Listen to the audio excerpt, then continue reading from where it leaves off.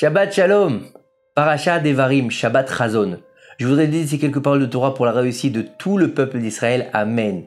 Cette paracha est habituellement lue la semaine qui précède le 9 Av, le jour où le premier et le deuxième Beth Amikdash furent détruits. Nos sages rapportent, avant que le temple ne soit détruit, nous recevions l'abondance par le biais des 4 lettres composant le tétragramme, le Yud Ke Vav Ke. Depuis le jour où le Beth Amikdash a été détruit, le monde doit se contenter de 2 lettres, Yud et He. Le nom sera de nouveau complet quand Amalek sera effacé de la surface de la terre. Tout au long de l'année, il faut être peiné par la destruction du Beth Amikdash. Néanmoins, il y a 11 jours dans l'année où nous pleurons et nous nous lamentons sur la destruction du temple de manière particulière. Ce sont les 9 premiers jours du mois de Av, le 10 du mois de Tevet, ainsi que le 17 Tammuz.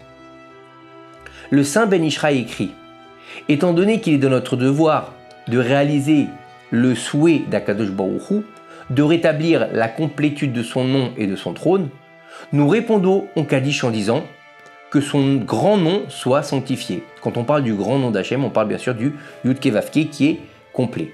Le Harizal explique lui aussi que le sens de cette proclamation est une référence au verset « Puisque sa main s'attaque au trône d'Hachem, guerre avec Amalek, de par Hachem de génération en génération. » Les forces de la Klippa tentent de se saisir de la première moitié de son nom, les lettres Yud et E, mais elles ne peuvent être soutenues et donc avoir de la vitalité que si elles capturent aussi les 2 dernières lettres.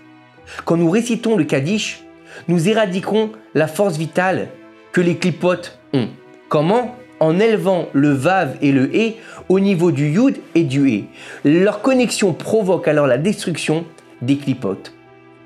Donc chaque fois que nous mentionnons dans la prière ou bien après l'étude que son grand nom soit sanctifié, cela éveille en nous un espoir sincère et durable que le Créateur du monde va très vite revenir et nous consoler dans sa maison avec la reconstruction du 3e Beth Amikdash. Et son nom alors sera complet. Hachem dominera et il régnera dans toute sa splendeur.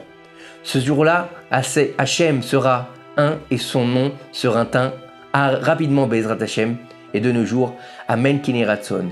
C'est le moment propice à proclamer la grandeur d'Akadosh Baruch Hu, car nous sommes dans ces jours-là-ci, ces jours de la destruction du temple, ces jours de Ben Hametzarim, où le deuil règne pour le peuple d'Israël, le mois de Tammuz et le mois de Av. C'est le moment de reconstruire le Beth Amikdash en diffusant au maximum l'amour gratuit. Ces quelques paroles de Torah nous aident à faire venir le Mashiach. Bimera Be'amnu. Amen Kene Ratson. À très bientôt.